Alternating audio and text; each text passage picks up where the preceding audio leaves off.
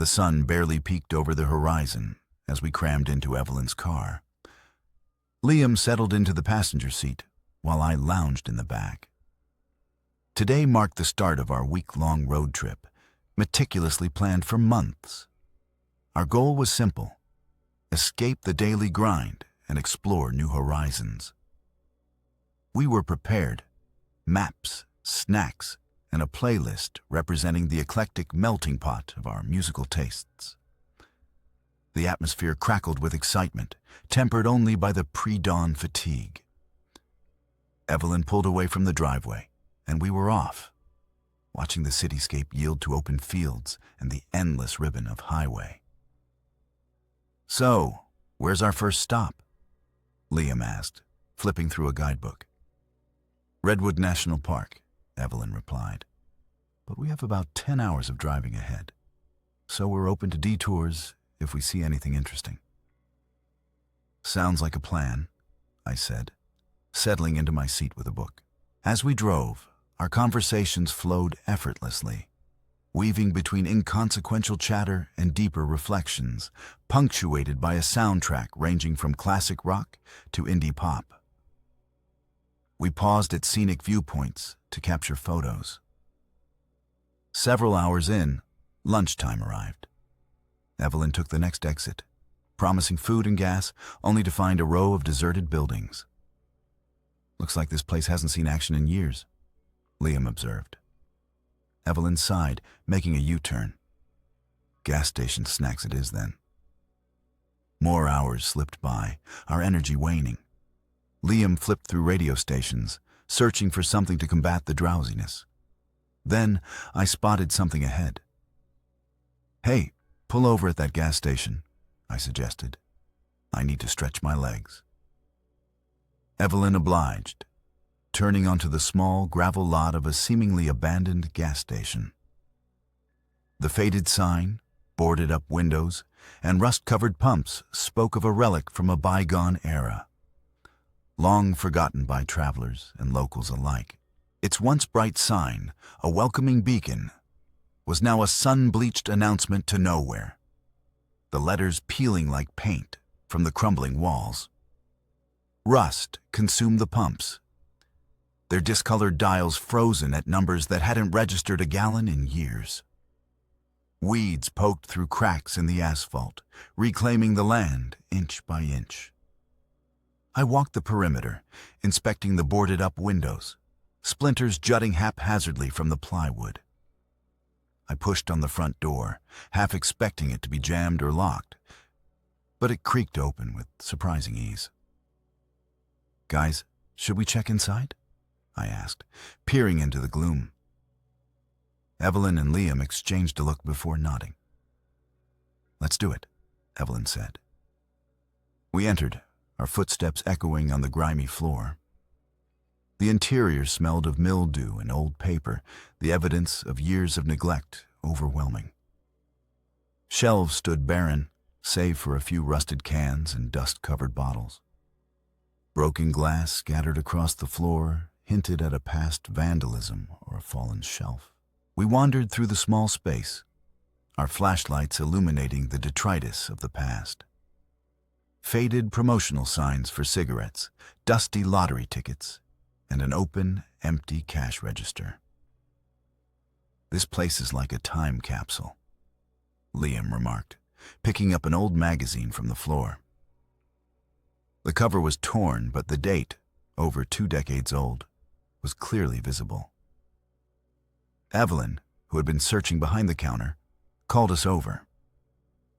"Look what I found," she said, holding up a set of keys. "Think they're for the storage room." We spotted a slightly ajar door at the back. "Why not find out?" I suggested, taking the keys from her. One fit easily into the lock, turning smoothly. The door swung open, revealing a room filled with old stock and supplies. Evelyn's flashlight beam fell on a peculiar area near the back wall. "Hey guys, look at this," she called out, her voice tinged with curiosity. She pointed at what appeared to be a hidden door, partially concealed by a stack of wooden crates. Liam laughed. "That's not sketchy at all," he said, though the intrigue was evident in his eyes.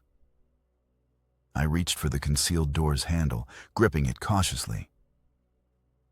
"Let's check it out," I suggested. The door creaked open with a reluctant groan, revealing a concrete staircase descending into unseen depths. "It looks like a bunker," Evelyn observed, already starting down the stairs, her flashlight illuminating the path. "Could be cool," she added, her light flickering across her face as she descended. We followed her into the underground space, our flashlights cutting through the heavy darkness. The space was large, the ceiling supported by metal beams, the walls and floor of solid concrete. Surprisingly, it was clean, free of the dirt and grime one might expect in an abandoned place. As we scanned our surroundings, we found the room well stocked. Shelves were neatly organized with canned foods, beans, fruits, vegetables, even meats, alongside boxes filled with bottled water, medical supplies, and emergency kits. It was an assortment that could sustain someone for months, if not years. Liam inspected a table in the corner, upon which sat various radios, some vintage, others surprisingly modern, each in pristine condition. "Someone was preparing for the apocalypse," he commented, flipping a switch on one of the radios. Walking further, I noticed a row of numbered metal lockers. "I wonder what's in these," I said, pulling open a locker door. Inside, I found a backpack filled with outdoor gear, rope, a compass, and a small first aid kit. Evelyn examined a desk near the center of the room, covered in papers, maps, and old notebooks. "Someone was definitely planning something," she said, flipping through the pages. The writing in the notebook was too faded to decipher. Liam had moved to a corner with a stack of wooden crates. Using a crowbar he found, he pried one open, revealing canned goods just like the shelves. "Looks like someone really wanted to be prepared," he added, lifting a can of beans and reading the label. Our flashlights also revealed another door at the far end of the bunker, sturdier than the first, made of reinforced steel with a complex lock mechanism. "That must go further into the bunker?" Evelyn said, her voice tinged with curiosity and caution. "I wonder how big this place is." I noticed a shelf filled with communication devices. Walkie-talkies, satellite phones, and even a couple of Morse code machines, neatly arranged. I picked up one of the satellite phones to inspect it. We regrouped, absorbing our discoveries. The space was filled with supplies suggesting long-term survival, yet there was an eerie absence of personal belongings. No photos, clothes, or anything to identify the preparer. "It's like a survivalist's dream down here," Evelyn said. "But where are they?" Just then, static filled the room as one of the radios crackled to life. We froze, our eyes widening. After a moment, a faint voice emerged. "Hello? Can anyone hear me? I need help." The voice pleaded before being swallowed by static. "Did that radio just speak?" Evelyn asked, her eyes locked on the buzzing machine. "Yeah, I heard it too," Liam confirmed, shifting his weight. He looked at us, seeking an explanation for the unsettling event. "We have to find out where that's coming from," I declared, gripping my flashlight tighter. "That person might be in trouble, and we can't just ignore it." Evelyn looked skeptical. "But it's just a recording, right? This place has been abandoned for years."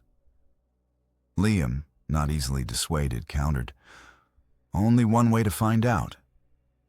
He leaned against the table, his eyes still on the radio. "Okay, let's split up and search the place," I suggested. "Evelyn and I will go left, past the shelves with the water bottles and first aid kits." Liam, you take the right side, near the lockers and communication devices. Evelyn and I started walking, our flashlights illuminating the path as we moved past the shelves stacked high with emergency supplies. This place is huge, Evelyn whispered. Yeah, but where could that voice be coming from? I wondered aloud, looking at the ceiling and walls. The sound seemed to broadcast from within the bunker, yet the place appeared abandoned. Just then, another crackle, louder and clearer. Hello? Is someone there? The voice was anxious, more immediate. Evelyn and I quickened our pace, our steps echoing in the silent space. We followed the sound, eyes darting around, soon reaching another room at the end of a corridor. This one was different, filled with more radios and a large communication console covered with dials, switches, and a digital screen displaying frequency numbers.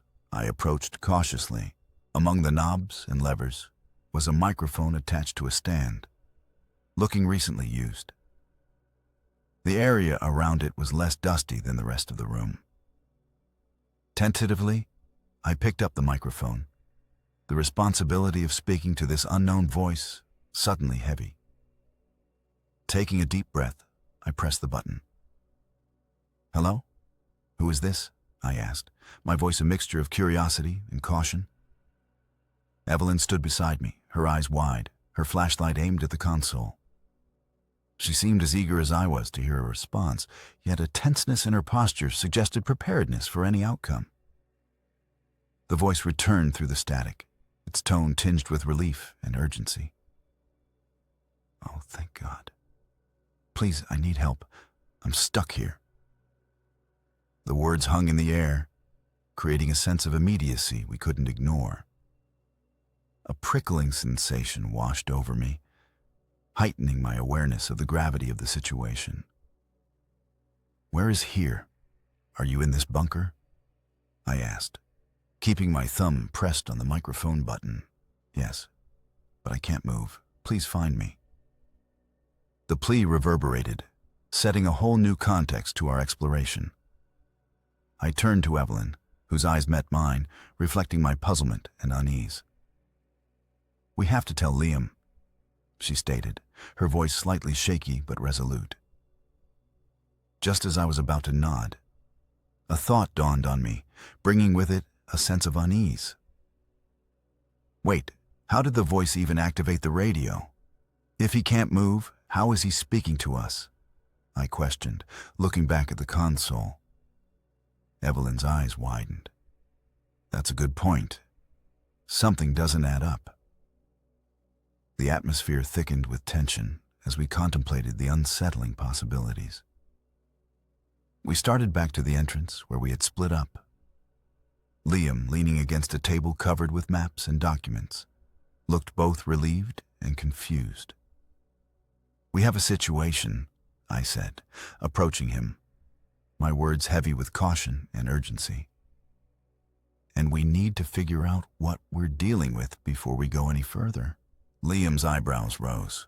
All right, what's going on? What did you find? His eyes scanned our faces. I quickly filled him in on the voice we'd heard over the radio and the peculiar circumstances. The voice says he's stuck in this bunker, but we have questions about how he's even able to communicate if he can't move, I explained. Liam scratched his head. That is odd. If he can't move, how is he operating a radio? And if he's been here a while, why haven't we found him yet? This place isn't that big. Evelyn chimed in. Exactly. Something doesn't add up, and we need to be careful. It might be a trap. We can't just ignore it, though, Liam argued. What if someone really needs help? We should at least try to verify the story. I nodded, contemplating our options. I agree, but let's stick together from now on. No more splitting up. We don't know what we're dealing with, and it's safer if we stay as a group. We all agreed, and armed with our flashlights, cautiously made our way back to the room with the communication console. I picked up the microphone again. Evelyn and Liam looked anxious. "Ready?" I asked. They nodded, though hesitation was evident. Inhaling deeply, I pressed the button. "Hello, we're back at the console. Can you be more specific about your location?" After a moment of static, the voice returned, sharper, deeper inside. "Please hurry." The message was short, the tone desperate. Liam gave me a skeptical look. "Deeper inside is vague. This bunker is like a maze." "You're right," I replied, setting the microphone back on the console. I grabbed my flashlight. "But we have to start searching. Sitting here won't solve anything." Evelyn picked up her flashlight. "So, which way do we go?" Liam examined a faded map posted near the console. It was barely legible, but offered some sense of the bunker's layout. "Looks like there are two main corridors, one on the left, another on the right." Evelyn gripped her flashlight tightly. "Okay, so we need to make a choice. Time is ticking." Liam and I nodded, aware that indecision was a luxury we couldn't afford. "Let's take the left corridor. We'll mark our path so we can find our way back," I suggested. Liam pulled out a roll of duct tape from his backpack. "Good idea. We can stick pieces of this on the wall as we go." We continued down the corridor, our flashlights cutting through the thick darkness. The air felt different, heavier, a tension beyond staleness. My flashlight beam caught unusual scratches on the walls of a narrow offshoot. Lines too deliberate to be random. "Look at this," I said, illuminating the scratches for Evelyn and Liam. Evelyn leaned in, shining her flashlight alongside mine. "These aren't from any equipment or tool, that's for sure." Liam stepped in, his gaze intense. "Yeah, I agree. They look like some sort of claw marks. What in the world could make something like that?" The question hung unanswered. Then we all heard it, a subtle scratching sound echoing down the corridor, coming from the direction we were headed. The noise sent a chill down my spine. Instinctively, we stopped, our flashlights aimed towards the sound. Silence replaced the scratching, a heavy, fraught silence. "Did you hear that?" Evelyn asked, her voice barely a whisper. "Yeah, I heard it," Liam replied, his grip tightening around his flashlight. It sounded similar to the scratches on the wall. Now, we were all more alert, our senses heightened. We considered turning back, but curiosity and concern for the voice from the radio still drove us. With a collective, unspoken agreement, we continued forward, our footsteps more cautious, our flashlights sweeping broader arcs. A low growl reverberated through the maze-like corridors, confirming our unsettling feeling. We were not alone. Something lived here, and it was aware of us. My heart pounded as we proceeded, my hand gripping my flashlight like a lifeline. "Okay.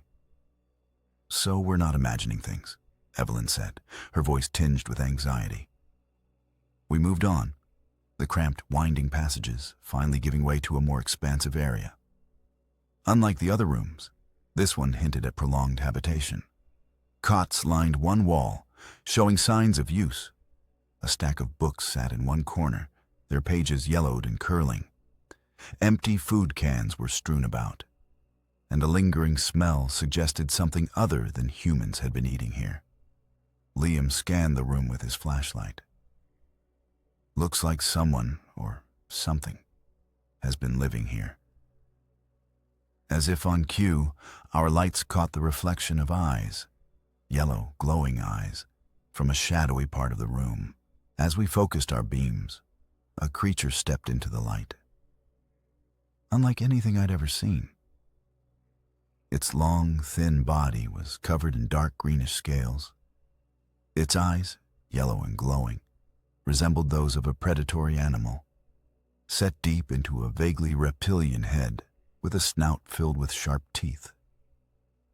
It had limbs, but not like human arms and legs, more like elongated clawed appendages that looked incredibly strong. It also had a tail that swayed slowly behind it. Liam stumbled back, his flashlight flickering as it fell from his hand. "What the hell is that?" Evelyn gasped, her hand covering her mouth. "We have to go now." I quickly put two and two together, the voice on the radio, the plea for help. It was all a trap to lure us here. The creature let out a horrifying screech, its eyes fixed on us. The sound reverberated through the bunker, shaking us to our core, a sound of anger, a sound of territorial claim. Liam picked up his flashlight, his hand shaking. Evelyn gripped her flashlight so tightly, her knuckles were white. "We need to leave right now," I said. That voice on the radio wasn't asking for help. It was baiting us. This creature used it to get us deeper into the bunker. The creature's screech filled the air again, louder and more terrifying. This was its home, and we were intruders. "Turn around, go back the way we came," I shouted, hoping retreat would buy us time. We pivoted and started running, our flashlights bouncing off the walls as we navigated the narrow, winding corridors. The weight of our mistake hung heavy, coupled with the fear that the creature was probably right behind us. Time was not on our side. "Keep moving. We have to find a way out," I declared, my voice echoing down the murky hallways. Suddenly, Liam's foot caught on something on the floor. He stumbled, crying out as he landed hard. "My ankle," he said, clutching his leg. Concerned, I knelt beside him. "Liam, can you walk?" I asked, gripping his arm. Grimacing, he tried to put weight on his ankle, wincing in pain. "I think I can manage," he said through gritted teeth, but not very fast. Evelyn's flashlight beam was unsteady, flickering over the walls as her eyes darted around, half expecting the monstrous creature to leap out at us. "We don't have a choice," she asserted, her voice tinged with urgent fear. "We need to move. Staying here is an invitation for that thing to find us." Agreeing, I slipped my arm under Liam's, letting him use me as a human crutch. "All right, let's go. Lean on me for support," I said, pulling him up. With Liam's arm slung over my shoulder, we proceeded, our flashlight beams our only guides in the pitch-black corridors. Liam limped heavily, relying on me to bear much of his weight. Despite his injury, we moved as quickly as we could. "We need a plan." I finally broke the silence, forcing my voice to sound steady. "We can't keep limping along aimlessly like this. Liam's injured. He needs medical attention, and honestly, we don't even know if we're headed in the right direction to escape." Evelyn concurred, her voice tense. "This place doesn't make it easy. It's a maze, and all these corridors look identical. We could easily end up going in circles." Back at the radio console, there were some maps on the wall. Liam chimed in. "If we can get back there, maybe we can use them to figure out the fastest way out of here." His suggestion resonated with me. "It's worth a try," I affirmed, adjusting my grip on Liam's arm. "Let's make our way back to the console. A map is our best chance at navigating this labyrinth and finding an exit." Reinvigorated by the idea of a plan, we focused on retracing our steps. The moment we started heading back to the console room, a howl sliced through the heavy air, echoing off the bunker walls. "Was that—" Evelyn began. But before she could finish, another howl erupted, closer than the last. "We need to move now," I yelled, ignoring the potential for sound to attract the creature. We broke into the best run we could manage, given Liam's condition. Each step seemed to stab into him, the pain visible on his face. Still, he set his jaw, gritted his teeth, and pushed through the discomfort. Adrenaline fueled us, knowing that slowing down might mean we wouldn't get another chance to speed up. Finally, the console room came into view. I guided Liam towards a chair and carefully lowered him onto it. I turned away and quickly searched through the papers strewn across the console for the maps Liam had mentioned. Meanwhile, Evelyn took up a position near the doorway, her flashlight aimed squarely at the entrance. We were all on edge, but for now, we were momentarily safe, and the mission was clear. Find the map, plot our escape, and get out of this hellish place. Found them, I declared, clutching several yellowed sheets of paper. Despite the wear, the ink was still visible. I quickly scanned it, finding what we were looking for. According to this, there's another exit. It's on the complete opposite side of the bunker from where we came in. Evelyn's flashlight was still aimed at the door, but she turned her head to glance at me. Can we even make it that far, especially with Liam in this condition? We don't have a choice. We have to try, I responded, folding the maps and tucking them into my pocket. Turning back to Liam, I offered my hand to help him up. His face was flushed with pain, but he grabbed hold, bracing himself. I wrapped his arm over my shoulder, distributing his weight. Just as we were about to set off, the sound of scratching filled the air, louder this time, punctuated by a low, menacing growl. The creature was near. There's no doubt about it. I looked at Evelyn, then at Liam. Their faces mirrored my own thoughts. We were running out of time, and every second wasted increased the risk of being caught. We tightened our grips on our flashlights, took a collective deep breath, and stepped back into the dark corridors. Every screech from the creature amplified our tension. The sound pattern wasn't random. It was following us, responding to our movements. "Listen," I said, stopping and turning to Evelyn and Liam. "This thing is using sound to find us. We need to throw it off. Remember those old radios we saw earlier? We can use them to create a diversion." "That's actually a good plan," Evelyn said. "A diversion is better than just running and hoping we lose it." Liam, wincing with each step and leaning heavily on me, managed to nod. "Let's do it." I reached into my backpack and pulled out a small toolkit, while Evelyn took some batteries from her bag. These batteries were supposed to be for our flashlights, but I think this is a more pressing use, she said. Liam steadied himself against the wall, freeing my hands. "Go set those radios up. I'll be fine here for a minute." I nodded and grabbed one of the radios lying on a wooden table. With Evelyn's help, I opened the battery compartment and inserted the batteries. I turned the knob. Static filled the air. "We need to set this to a loud, annoying frequency," I said, adjusting the dial until I found a channel of garbled noise and static. Evelyn did the same with another radio. "Let's go. We place these far from us, turn them on, and run like hell." Evelyn nodded, gripping her radio tightly. We didn't know how smart the creature was, but it was worth the gamble. We moved cautiously but quickly, our flashlights scanning the area as we found suitable spots to place the radios. The creature's screeches seemed distant, but I knew that could change quickly. "Here," Evelyn said, placing her radio on a metal shelf. I put mine on the floor, hiding it behind a pile of old, rotted sacks. I turned the volume dial all the way up, and Evelyn did the same. "On 3, I said. 1, 2, 3. We turned on the radios.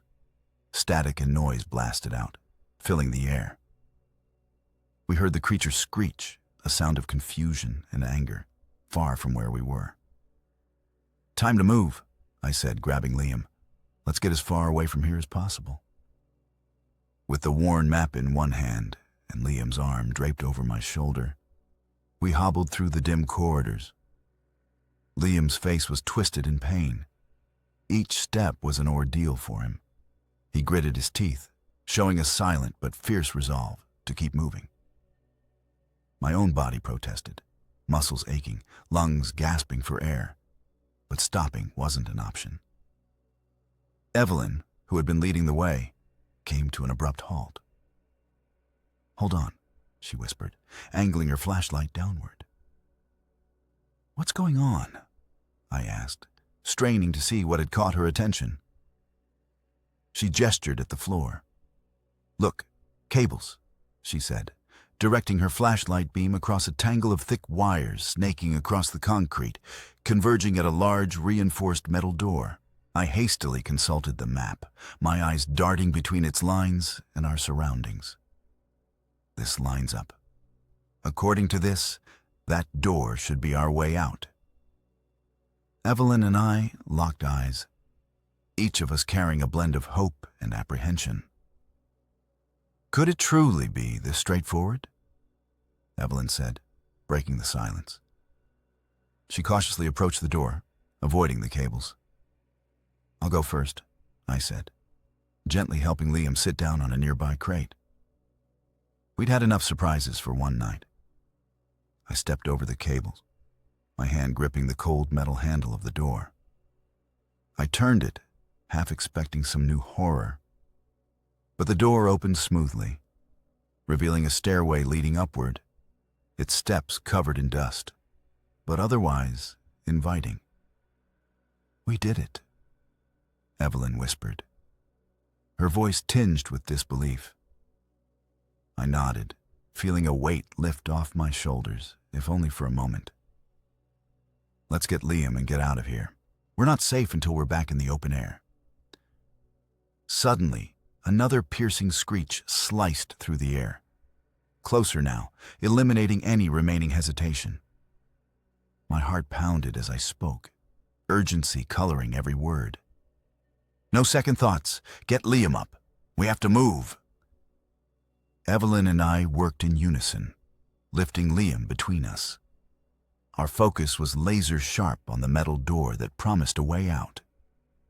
We half carried, half dragged Liam toward it. Evelyn's flashlight danced over its surface, her hand shaking as she looked for a means of opening it. Finally, the beam settled on an old, rusted wheel attached to the door's center. "Found it," she exclaimed, her hands grasping the wheel firmly.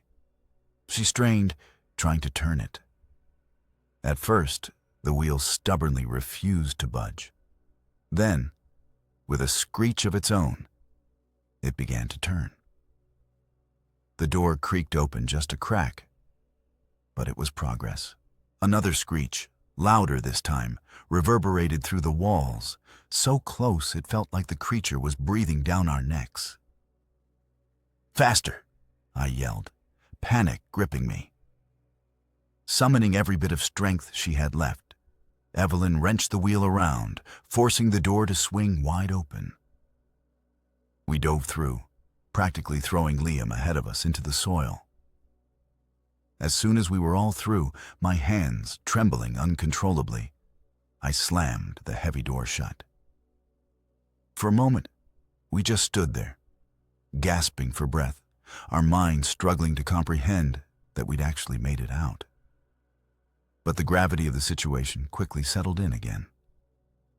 We were outside the room, but we weren't safe yet.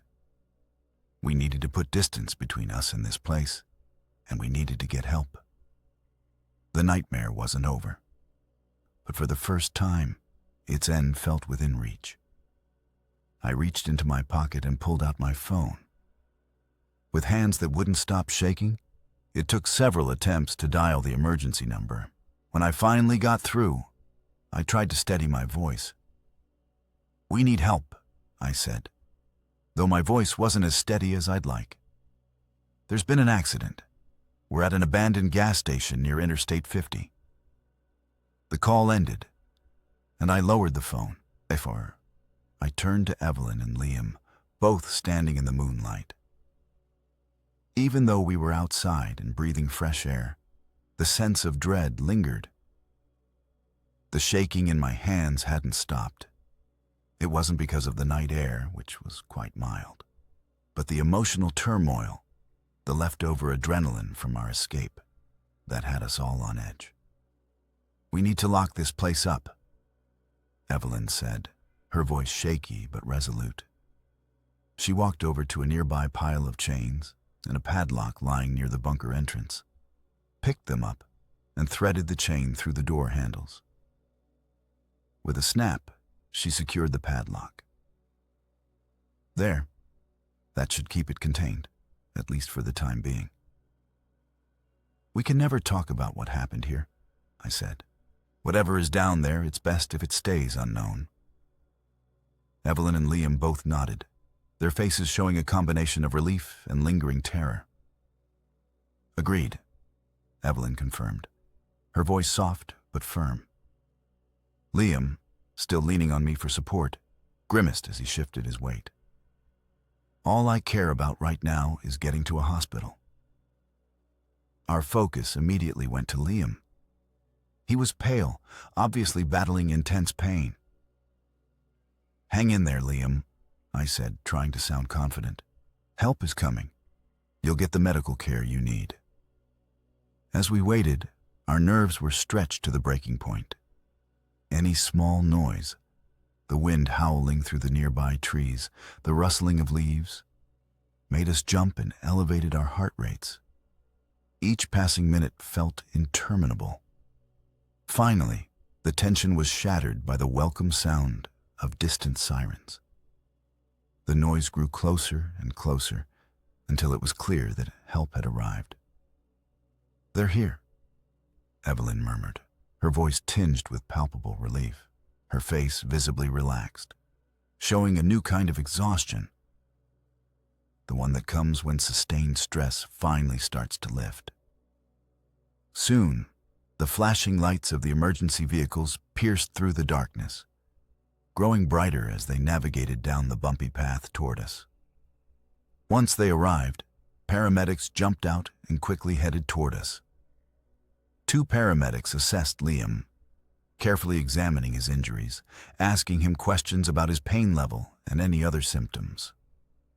After a brief evaluation, they loaded him onto a stretcher and moved him into the ambulance. As they secured Liam, another paramedic walked over to Evelyn and me. "We should take a look at both of you as well," he said, his eyes filled with concern. Once Liam was securely in the ambulance, Evelyn and I also got in. The vehicle started moving, its wheels crunching on the gravel as we pulled away from that forsaken place.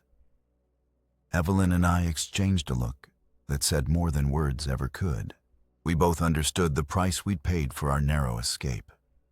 As we sped along the road, sirens blaring, I felt a cautious sense of relief wash over me.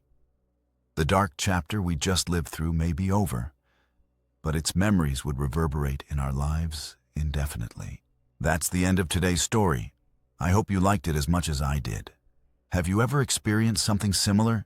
Share your thoughts in the comments, like and subscribe for new daily stories, and to support our channel. See you soon.